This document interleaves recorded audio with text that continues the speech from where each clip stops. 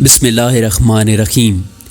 امام نسائی رحمۃ اللہ علیہ، امام احمد رحمۃ اللہ علیہ، امام ترمذی رحمۃ اللہ علیہ اور امام مسلم رحمۃ اللہ علیہ نے بھی اپنی صحیح میں بروایت رومی حضور اکرم صلی اللہ علیہ وسلم کا ارشاد نقل کیا ہے کہ کوئی بڑا جلیل القدر بادشاہ تھا۔ اس کے یہاں ایک جادوگر تھا جو اپنے فن میں کمال رکھتا تھا۔ اس کی سلطنت گویا اسی کے جادو کے بلبوتے پر قائم تھی۔ بادشاہ کے دشمنوں کو وہ اپنے جادو کے زور سے ہلاک کر دیتا، لڑنے جھگڑنے کی ضرورت نہ پڑتی تھی۔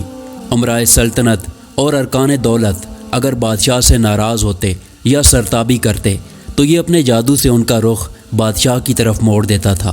اس طرح وہ ہر کام جادو سے کرا لیتا تھا۔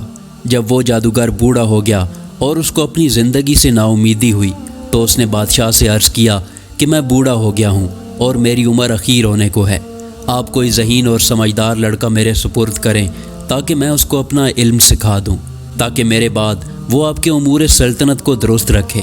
چنانچہ بادشاہ نے ایک عاقل اور ہوشیار لڑکا اس کے حوالے کر دیا۔ لڑکا اس جادوگر کے پاس صبح و شام حاضر ہونے لگا اور جادو کا فن سیکھنے لگا۔ راستے میں ایک راہب یعنی درویش اپنے عبادت خانے میں رہتا تھا۔ ایک دن لڑکے نے دیکھا کہ بہت سے لوگ عبادت خانے سے نکل رہے ہیں۔ اس لڑکے نے معلوم کیا کہ یہاں کون رہتا ہے۔ لوگوں نے بتایا کہ یہاں ایک راہب یعنی عابد رہتا ہے۔ یہ سن کر وہ لڑکا بھی اس راہب کے پاس پہنچا اور اس کی باتیں سنی۔ راہب کی باتوں سے اس کا قلب متاثر ہوا۔ راہب نے اس لڑکے کو دین حق اور توحید کی تعلیم دینی شروع کی تو وہ لڑکا ایمان لے آیا۔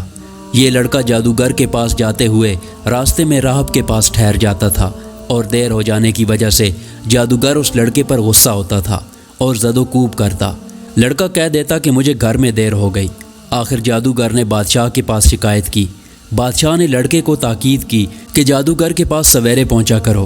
اس کے درباریوں نے کہا کہ یہ لڑکا سویرے گھر سے آتا ہے، راستے میں دیر کر دیتا ہے۔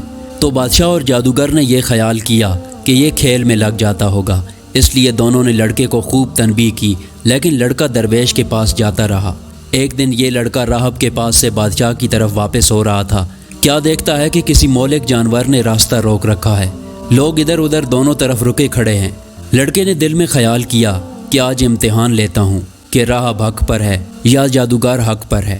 یہ خیال کر کے اس نے ایک پتھر اٹھایا اور یہ کہہ کر اٹھایا کہ اے خدا، اگر اس راہب کا مذہب حق پر ہے تو اس پتھر سے اس جانور کو ہلاک فرما، اور وہ پتھر اس کو مار دیا اور وہ جانور اس سے فوراً ہلاک ہو گیا۔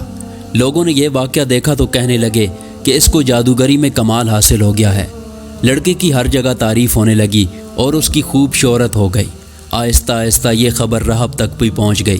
اس نے لڑکے کو تنہائی میں بلا کر کہا، بیٹا، تجھ کو اللہ تعالیٰ نے بزرگی اور کمال سے نوازا ہے۔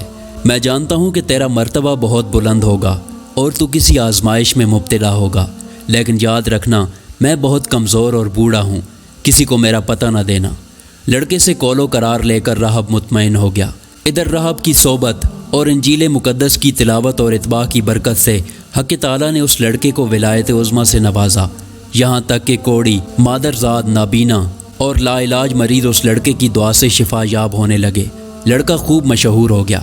اس شہرت کو سن کر اس بادشاہ کا نابینا مصاحب اس کے پاس آیا اور خوب تحفے نذرانے پیش کر کے عرض کیا کہ مجھ پر بھی توجہ فرمائیے، میری آنکھیں بھی ٹھیک کر دیجیے۔ لڑکے نے کہا کہ مجھے کوئی نذرانہ یا ہدیہ درکار نہیں اور شفا میرے ہاتھ میں نہیں، اللہ تعالیٰ شفا دینے والا ہے۔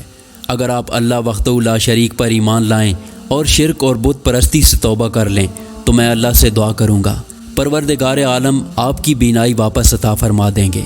وہ اندھا اسی وقت مجلس میں ایمان لے آیا اور لڑکے نے دعا کی تو اس کی آنکھیں روشن ہو گئیں۔ معمول کے مطابق جب یہ شخص بادشاہ کی مجلس میں حاضر ہوا تو بادشاہ کو اس کی بینائی پر تعجب ہوا۔ اس سے معلوم کیا کہ میری مملکت کے تمام معالج تیری آنکھ کے علاج سے عاجز ہو گئے تھے، آخر تجھ کو کس سے شفا حاصل ہوئی؟ مصائب نے کہا کہ میرے پروردگار نے اپنی قدرت سے مجھے بینائی عطا فرمائی ہے۔ بادشاہ نے کہا کہ میرے سوا تیرا پروردگار کون ہے؟ مصاحب نے کہا کہ میرا، آپ کا اور اس ساری کائنات کا پروردگار وہ اللہ ہے جس نے ساری مخلوق کو پیدا کیا۔ بادشاہ بہت غضبناک ہوا اور اس مصاحب کو سخت سزا دی اور پوچھا کہ یہ عقیدہ تجھ کو کس نے سکھایا؟ اس نے سختی سے گھبرا کر اس لڑکے کا نام بتا دیا۔ بادشاہ نے لڑکے کو بلایا اور کہا، تجھ کو میری پرورش اور میرے جادوگر کے فیض سے یہ کمال حاصل ہوا ہے۔ لڑکے نے کہا کہ میرے اور آپ کے اور جادوگر کے ہاتھ میں شفا نہیں ہے، یہ اللہ کی قدرت پر موقوف ہے۔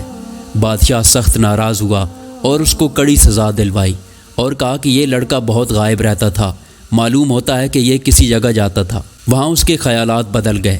جادوگر نے بھی دربار میں حاضر ہو کر عرض کیا کہ یہ لڑکا مدت سے غائب ہے، میرے پاس نہیں آتا۔ بادشاہ نے کہا کہ اس سے سختی سے پوچھا جائے کہ یہ مدت سے کہاں رہا اور کس کے پاس آتا جاتا ہے۔ جب سختی حد سے بڑھ گئی تو لڑکے نے مجبور ہو کر گوشہ نشین راہب کا نام بتا دیا۔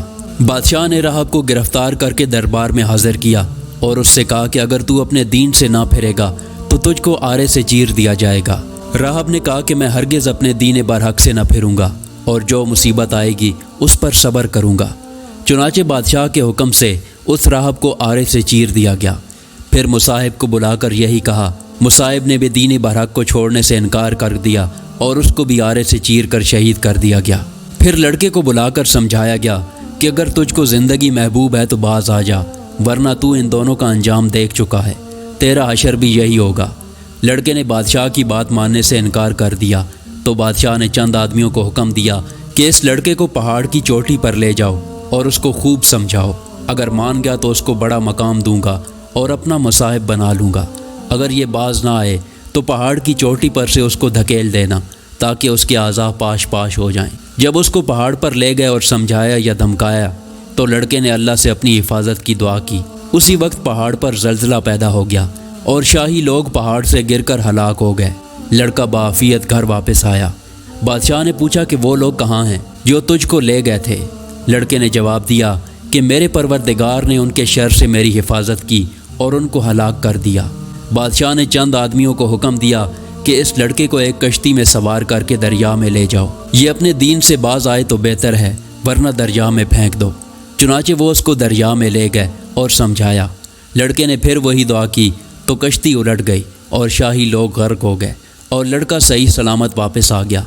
بادشاہ نے ماجرا پوچھا تو لڑکے نے پورا قصہ بیان کر دیا۔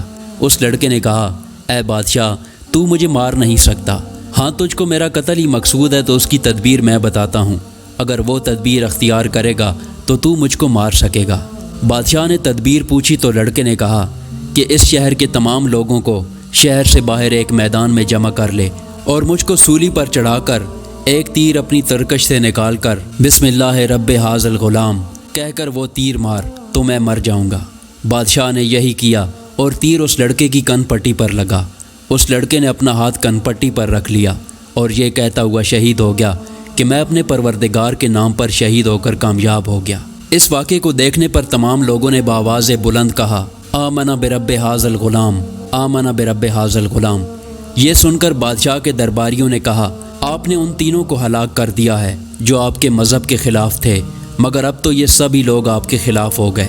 یہ بات سن کر بادشاہ نہایت غضبناک ہوا اور شرمندگی سے چلا اٹھا اور خندقیں کھدوا کر اس میں آگ دہکانے کا حکم دیا۔ چنانچہ خندق میں آگ دہکائی گئی۔ اس کے کنارے پر ایان سلطنت کرسیاں بچھا کر بیٹھ گئے اور سب کو حاضر ہونے کا حکم دیا اور کارندوں سے کہا کہ سب سے معلوم کرو، جو اپنے دین سے نہ پھرے اس کو آگ میں ڈال دو۔ چنانچہ شاہی فرمان کے مطابق ایمان والوں کو آگ میں ڈالنا شروع کیا گیا، یہاں تک کہ ایک ایسی عورت کو بھی لایا گیا جس کی گود میں بچہ تھا۔ عورت کو جب آگ میں ڈالنے لگے تو وہ ہچکچائی۔ بادشاہ نے کہا، عورت کو رہنے دو، پہلے اس کے بچے کو آگ میں ڈال دو، شاید اس طرح وہ اپنے ایمان سے واپس ہو جائے۔ چنانچہ اس کے بچے کو آگ میں پھینک دیا گیا۔ بچے نے بآواز بلند کہا، اماں جی آپ صبر کریں، اور بلا گھبراہٹ بسم اللہ پڑھ کر آگ میں کود پڑیں، یہ آگ گل و گلزار بن جائے گی۔ عورت یہ سن کر بغیر کسی گھبراہٹ کے آگ میں کود گئی اور وہ آگ ایسی بھڑکی کہ اس نے بادشاہ اور اس کے مصاحبین کو، جو کہ کرسیوں پر بیٹھے مظلوموں کا جلنے کا تماشا دیکھ رہے تھے، سب کے سب کو جلا کر خاک کر دیا۔ حضرت ربیع بن انس رضی اللہ تعالیٰ عنہ فرماتے ہیں، اللہ تعالیٰ نے ان مسلمانوں کے آگ میں گرنے سے پہلے ہی ان کی روح قبض کر لی تھی، اس طرح ان کو اس آگ کی تکلیف سے اللہ نے محفوظ رکھا۔ محمد بن اسحاق رحمۃ اللہ علیہ نے اس واقعے کو بہت تفصیل سے ذکر کیا ہے اور اس لڑکے کا نام عبداللہ بن تامر بتایا ہے، اور یہ بھی لکھا ہے کہ یہ واقعہ یمن کے شہر نجران میں پیش آیا تھا، اور اس حادثے میں اس ظالم بادشاہ نے تقریباً 20,000 آدمیوں کو آگ میں ڈال کر شہید کیا تھا۔ اس بارے میں دوسرے بھی اقوال ہیں۔ محمد اسحاق کی روایت میں یہ بھی ہے کہ یہ لڑکا عبداللہ بن تامر जिस मकाम में मदफून था, हज़रत उमर फ़ारूक रज़ी अल्लाह ताला अन्हु के ज़माना खिलाफत में इत्तेफाक से किसी ज़रूरत की बिना पर वो ज़मीन खोदी गई तो उसमें अब्दुल्ला बिन तामिर की लाश सही सलामत उस तरह बरामद हुई कि वो बैठे हुए थे और उसका हाथ अपनी कनपट्टी पर रखा हुआ था। किसी देखने वाले ने उनका हाथ जगह से हटाया तो खून जारी हो गया, फिर वो हाथ उसी जगह पर रख दिया गया तो खून बंद हो गया। उस अब्दुल्ला बिन तामिर के हाथ में एक अंगूठी थी जिस पर अल्लाह रब्बी को निंदा था। आमिल यमन ने इस वाक़े की इतला फ़ौरन हज़रत उमर फ़ारूक रज़ी अल्लाह ताला अन्हु को दी। हज़रत उमर फ़ारूक रज़ी अल्लाह ताला अन्हु ने जवाब में लिखा कि उनको उनकी साबका हालत पर अंगूठी समेत दफन करो। चुनाचे ऐसा ही किया गया। इस वाक़े से हमें ये सबक मिलता है कि ईमान पर जब इस्तकामत के साथ इंसान डट जाए तो यकीनन अल्लाह की मदद आती है। लिहाजा वक्ती आजमाइशों से नहीं घबराना चाहिए बल्कि ईमानी इस्तकामत का मुजाहिरा करना चाहिए, चाहे उसके लिए जान ही क्यों न देनी पड़े। अल्लाह ताला इस वाक़े से सबक हासिल करके ईमान पर इस्तकामत से कायम रहने की तौफ़ीक अता फ़रमाए। आमीन। इस किस्म की मज़ीद वीडियो देखने के लिए हमारे चैनल को सब्सक्राइब करें। शुक्रिया।